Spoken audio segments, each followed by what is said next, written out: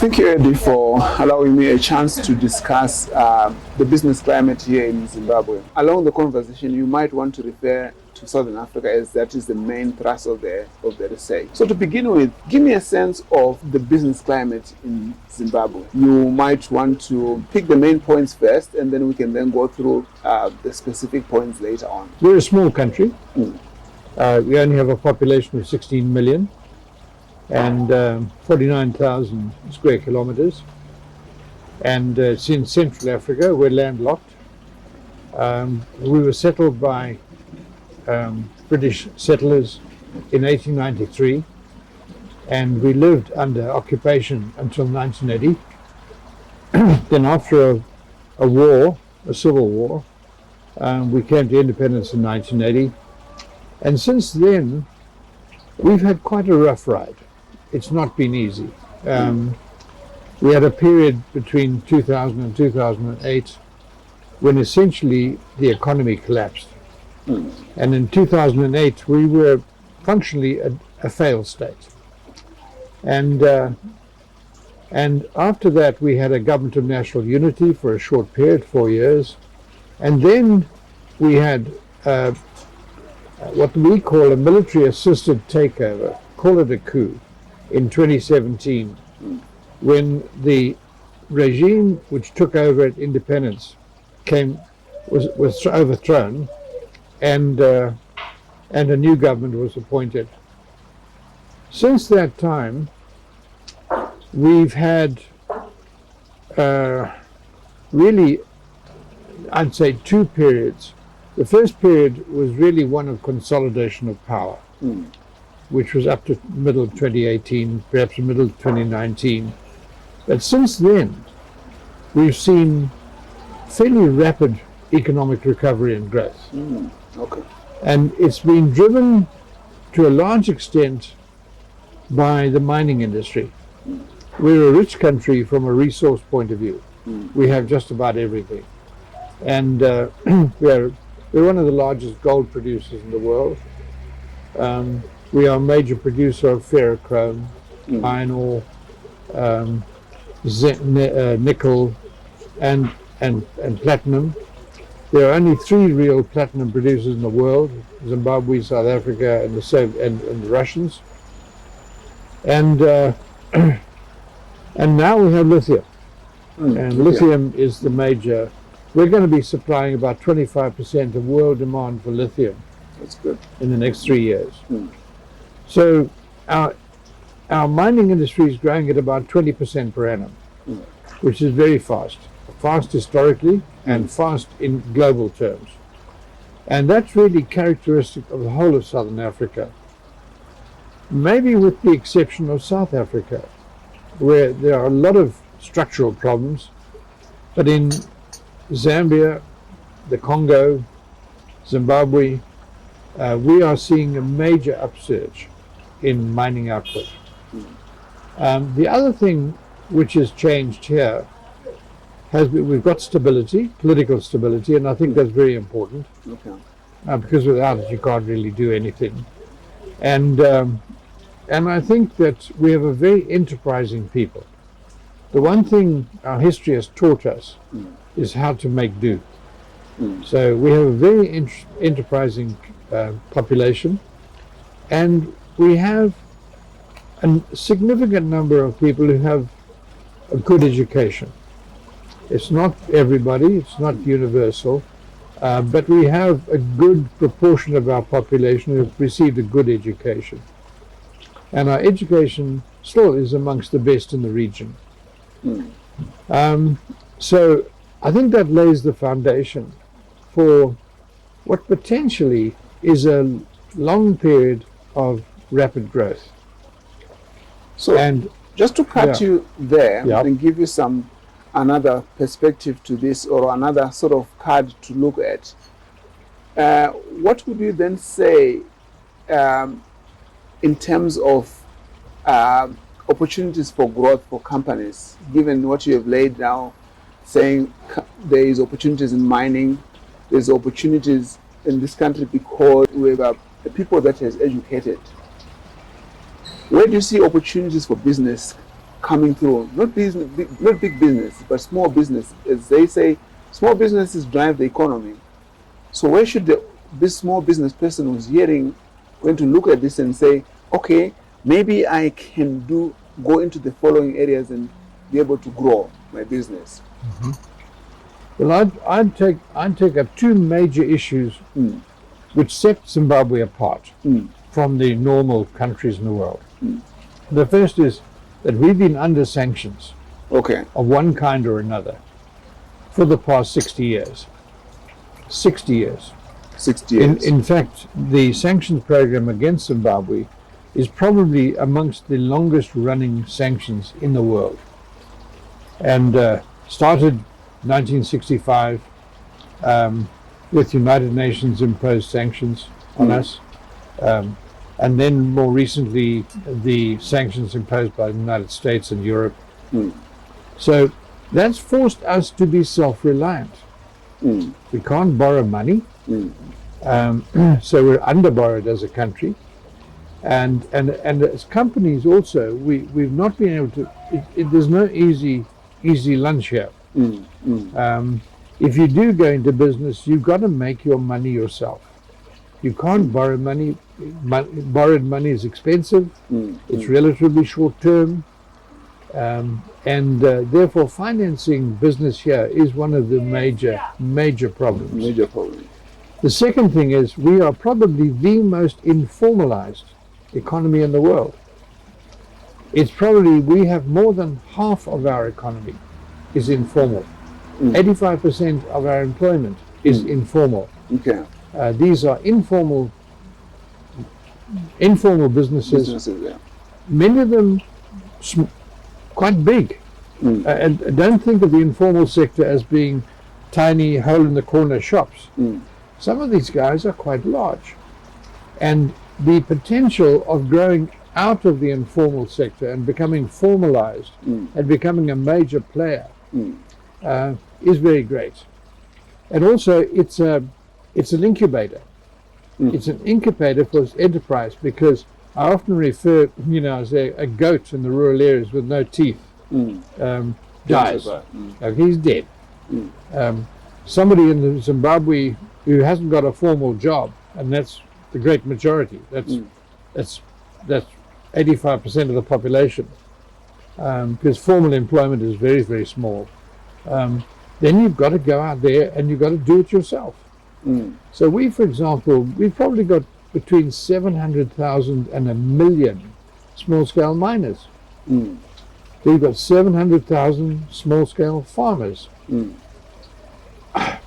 We've got, I don't know how many people trading. So the point is that a good thing from an economic point of view? Is that a good thing that we have a large part of our economy being informal? Because what I'm trying to look at a point where one would say perhaps it's a good thing because then we develop entrepreneurs better, or perhaps it's a bad thing because people don't have enough start, because if they don't have capital, because you can't start a business. So one might argue and say, no, it's not a good thing because if I don't have a job which would have provided me a basis for capitalizing myself, then it's a bad thing. Perhaps someone would say, oh, no, it's a good thing because then it teaches people right from the beginning to be entrepreneurs. It's all of the above. First of all, it's survival. Okay. If you don't go out there and do it yourself, you can't live here. And then you become a refugee, an economic refugee, like all these people moving to Europe and so on. Okay. And for many people, that's been the only choice. But if you have some potential and capacity, I have a good friend in Sydney, Australia. David started, he was an orphan, raised in an orphanage, kicked out onto the street at the age of 16. His first business was a hot dog stand, selling hot dogs on the streets of Sydney. By the time he was 40, he was a multi-millionaire. That can happen. That does happen. That does happen. It happens here. It happens here every day. And we're burying a businessman at Heroes Acre today, who started off with nothing and became a very wealthy businessman with trading stores and things like that. So it is possible.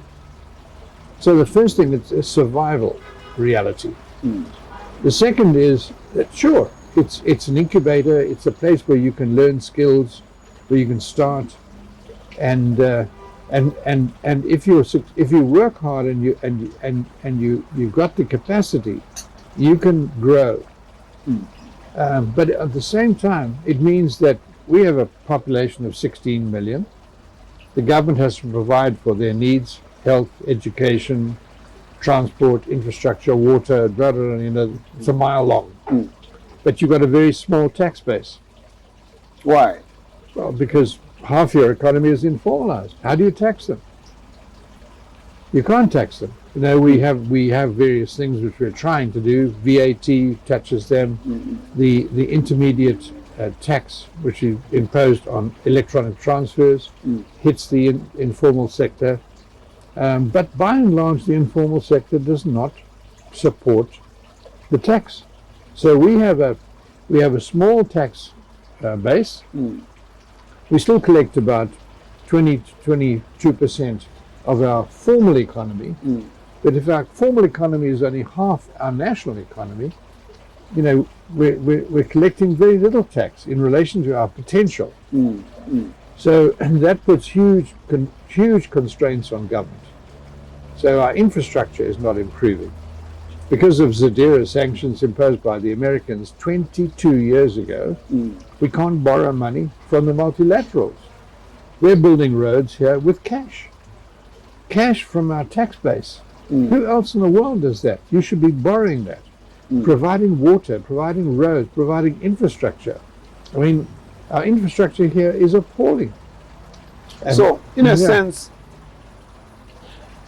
what you are saying is that there's competition right from the beginning in terms of when we're looking at the young and upcoming people from school who just finishing school.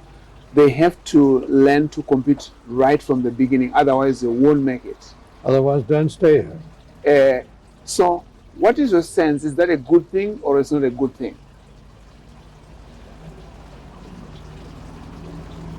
In connection, particularly in connection with entrepreneurship, when you look at entrepreneurship as with that lens, is that a good thing that young kids are prepared? Either they survive or they sink. Yeah. Or they leave. I mean, in the Horn of Africa, Sudan, Somalia, Ethiopia, half the population now lives abroad. I mean, we have millions of Zimbabweans in South Africa. You pull into a filling station or a restaurant in South Africa, and if your waiter treats you like a human being, he's Zimbabwean. I guarantee it. Okay? But it is tough.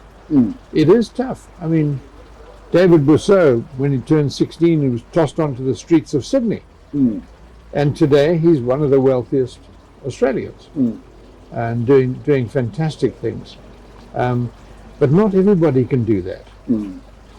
And most people, I mean, how many people in a society, any society around the world, United States, Britain, Europe, anywhere, China, what proportion of that population is actually doing things and making things happen? It's very small.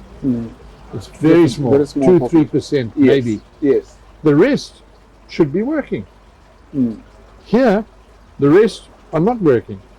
They've got to get out there and make it happen.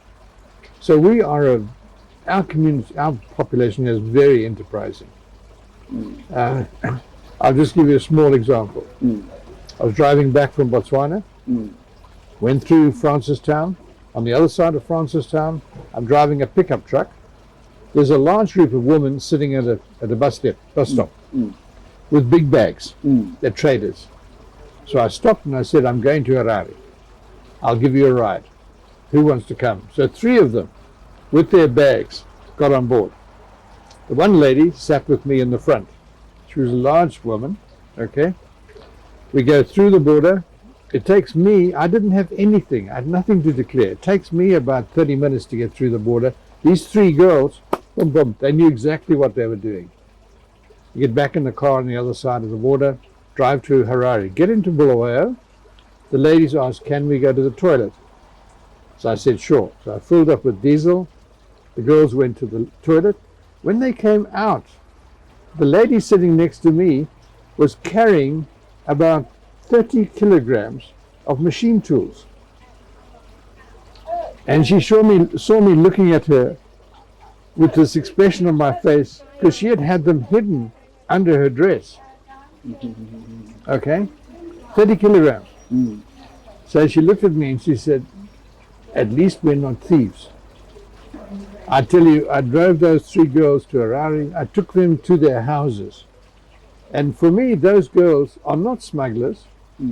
Okay? They're heroes. Because that lady, the lady I was in front of my car, she had 3 children. She had a maid looking after them at home. And she said she does this every 2 weeks. And that's how she lives. She had a house, you know. And out of that, you can get odd individuals who become very, very wealthy. We do have examples here. I mean, Zed Kudinaris, who runs the biggest firm in Zimbabwe today, a multinational African corporation, employing thousands. I don't know how many people. He employs 20,000, 30,000 people. He's a multi-billionaire. Started little small with a tuck shop. I mean, and I could tell you stories about people here who grew up, could not afford shoes when they went to school. And today they are multi-millionaires, but making it themselves. There are some very exciting young people here in business. And these are the guys who are really the cutting edge. And but this is not an easy ride. There are opportunities here, big opportunities here. But you've got to work hard, and you've got to be enterprising, and you've got to know your way around, because it's a tough environment. So, looking at the environment, I want to keep coming back to the environment, because there are 2 groups that we are identifying here. There's the group that is ready, that is born with the instinct of knowing where opportunities are. So, as they are sent out, they can go and run with it. And then on the other hand, likely there's a group who don't make it, who need further hand holding, and some probably who don't even see the hand at all. How should the environment prepare these ones? We've talked about the group that is likely going to do well, because they are moving on and they are good examples that we want to emulate and want to profile. What about the group of the 2 groups that need hand holding and the other group that don't see anything? How can we improve the environment, especially when it relates to the young children that are in school and coming up in university now, and probably the ones that have just finished?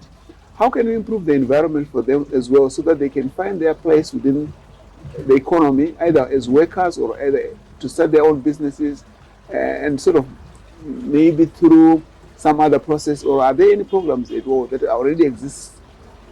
One of the biggest mistakes we made at independence was to downgrade the importance of skills learning. I mean, if you take the average school population around the world, only about 25-30% are really suitable for university type education. It's a small proportion, because they've got the intellect and the background for a university type education. In university, we've trained thousands of lawyers. You know, but how many engineers have we produced? And if you take anybody who doesn't fit into the university category, skills training has not been emphasized.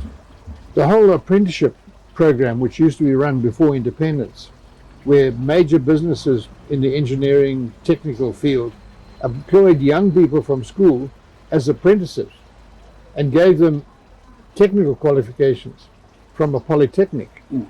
all of that collapsed after independence. It's only now that we are starting to recognize that when a youngster comes out of school, maybe with a couple of O levels, but not sufficient points to go to university, they should be trained from an early age. Choose an area of skills, a mechanic, a bricklayer, and really, if you can give kids skills that they can sell, then they can make it. They can make it. My mother was a shorthand typist. Okay. And my father abandoned us when I was about 9 years old. And my mother raised 4 kids on her own, on a shorthand typist salary. But she became the most amazing shorthand typist. I mean, her skills were unbelievable. And she got paid extremely well because that's what she was. And and she virtually taught herself those kind of skills. If you give the young people who are not entrepreneurial, don't have the enterprise or initiative to start their own businesses, give them skills. We have the biggest building boom in our history underway right now. Okay. Because the 5 million expatriate Zimbabweans that live abroad are sending money home. And many of them are building homes here. So we have about 1.5 million houses under construction right now. Okay. That's good. And they're not shacks. Zimbabweans don't build shacks. That's You true. want to see shacks? You go to India, go to South Africa, go to Kenya. But here you see housing, decent houses. And so we are employing thousands of bricklayers, builders, plasterers, plumbers, and carpenters. And many of them are becoming quite significant contractors. They're able now they're buying equipment and all that sort of thing. So every situation creates opportunity. And I think that's where we are in Zimbabwe. What do we need? First of all, we need stability. What do you mean by stability? You take the Congo. The Congo is probably potentially, it's Africa's Brazil. It's Africa's Brazil. It's enormous. It's huge. It's 100 million people. Okay, they've got resources coming out of their ears. That's going to be the biggest producer of copper in the world in the next 5 years. Coltan, nickel, gold. They have everything, but they don't have stability. There's 263 armed groups fighting in the Congo.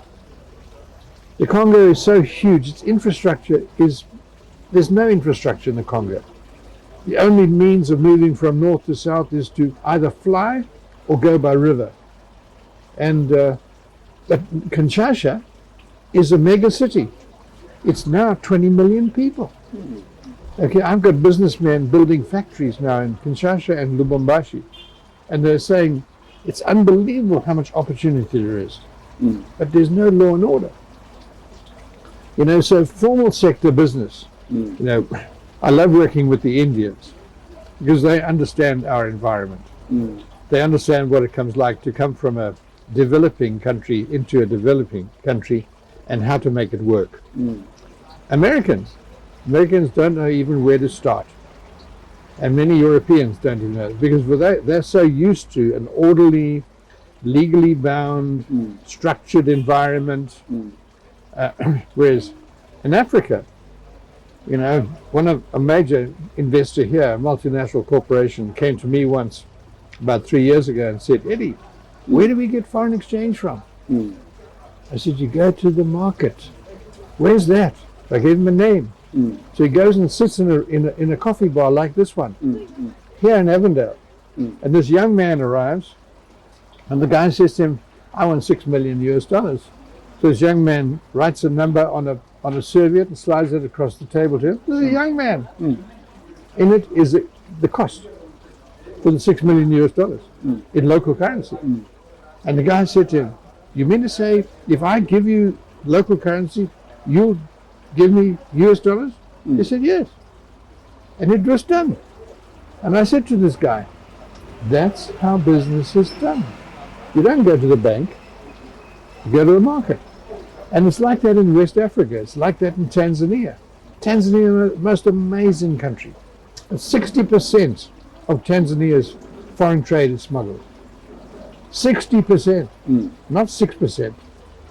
And and how to do business in that environment. Don't think that our countries are poor. Don't think we are poor. That is, let me tell you, people underestimate where we are. For example, I think our economy is worth about $100 billion a year. That's 4%. That's what's that of South Africa? 20% of South Africa. But everybody in the Western world, including the World Bank and the IMF, they think our economy is probably $35-40 billion.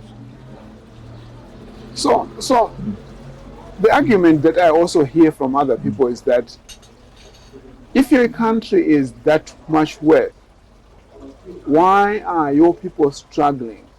In other words, why are the population in this country struggling? Quite simple. If you can't make it here, move somewhere else.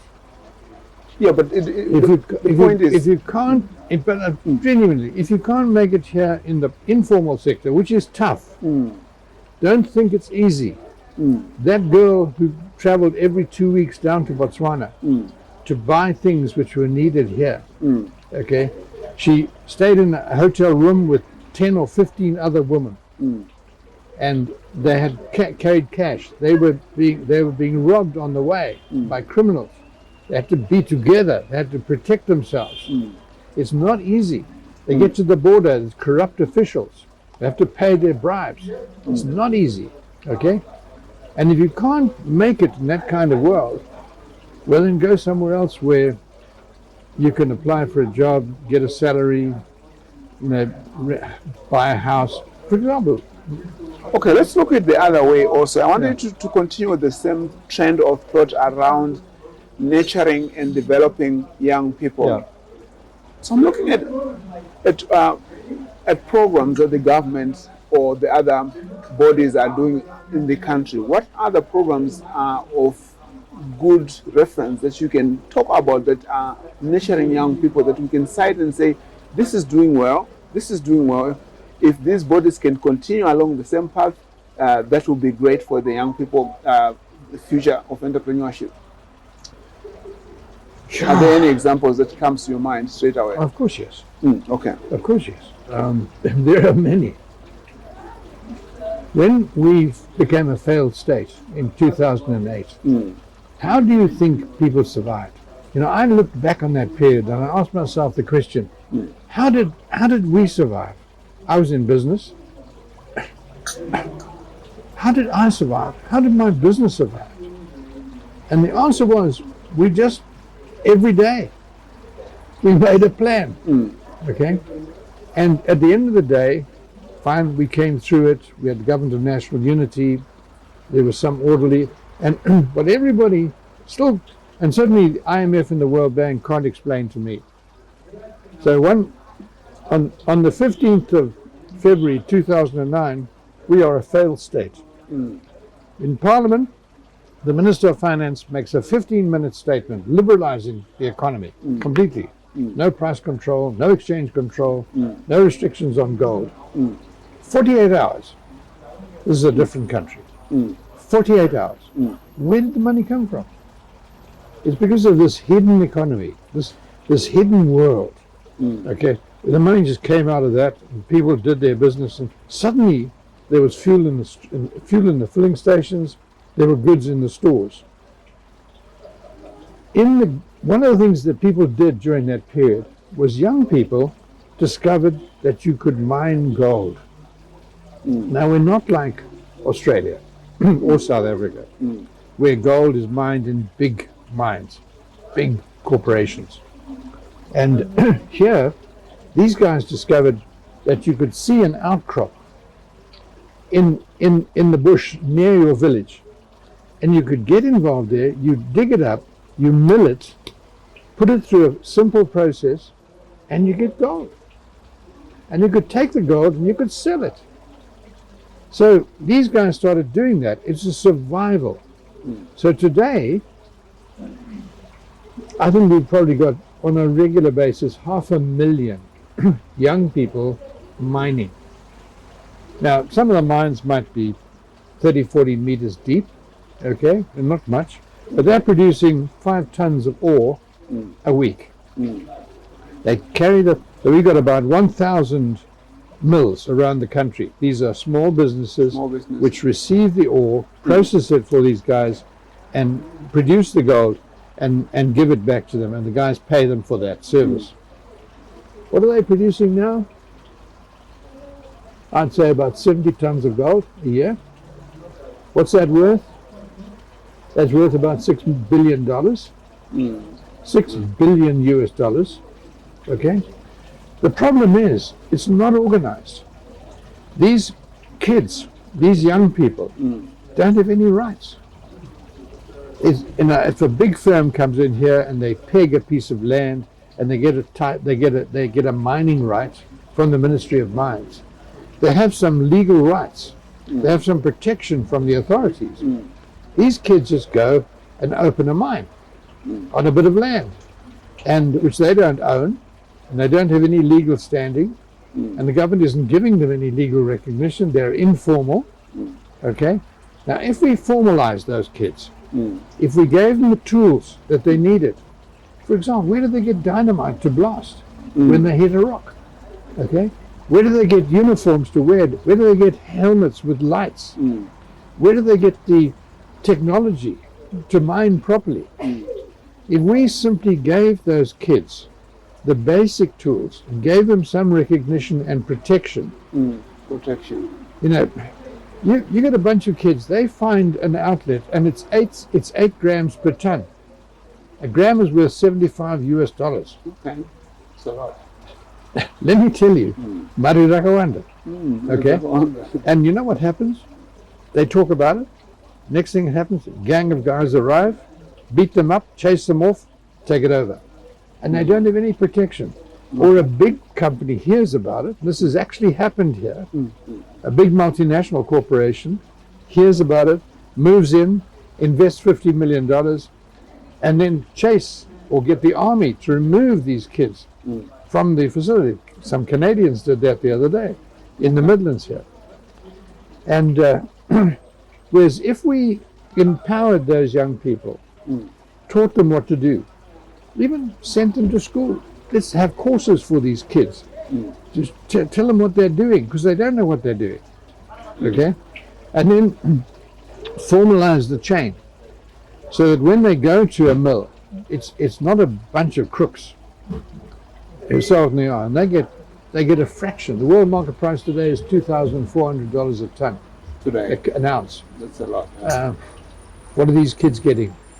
1,200, maybe half, and they have to fight for it, and you get killings and so on. So that would, for us as a country, that would create a whole new industry, and that we can do. Why don't we do it? Because so many people in authority here are making money out of these kids. Yeah, so the other side, the point is, if they are making the money anyway, let's suppose they are making the money anyway, and the kids are making the money anyway. We were having another interview, and someone was saying, the biggest problem is infrastructure. If people are making money, let's say as a whole country, whether it's the young or it's the old or it's the crooks, whatever, where is the money going? Because if you sell gold, whoever sells gold, whoever gets that gold, where is the money? Then why is the road not being made?